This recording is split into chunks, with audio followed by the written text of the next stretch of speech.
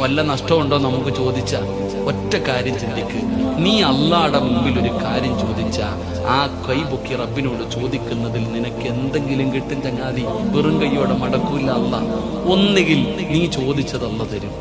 നീ എന്താണോ അള്ളാഹിനോട് ചോദിച്ചത് ആ ചോദിച്ചത് അള്ളാഹ് നിനക്ക് തരും.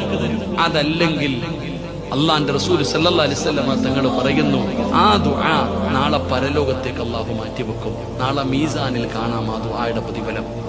നാളെ പരലോകത്ത് വെച്ചിട്ട് മീസാൻ എന്ന് പറയുന്ന ത്രാസിൽ ഇങ്ങനെ കൊണ്ടുവന്ന് ഇട്ടു കൊടുക്കും. ഇതേതാ? നീ ദുനിയാവിൽ ഇന്ന് ദുആ ചെയ്തില്ലേ, അന്ന് ഞാൻ തന്നില്ല, അതാണിത്. അള്ളാഹു അപ്പൊ ആഗ്രഹിക്കുന്ന ദുനിയാവിൽ ചെയ്ത ഒരു ദുആയും സ്വീകരിക്കാതിരുന്നാലും മതിയായിരുന്നു.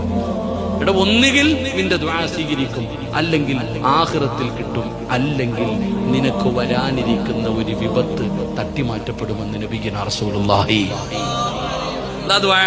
എന്തെങ്കിലും നിനക്ക് കിട്ടും. ഈ മൂന്നാല് ഒരെണ്ണം നീ എത്ര വലിയ പാവിയാണെങ്കിലും അള്ളാഹിനോട് ദുആ ചെയ്ത നിനക്ക് വരാനിരിക്കുന്ന ഒരു വിപത്തെങ്കിലും അള്ളാഹു തട്ടിമാറ്റും. ഇതാ ദുആ.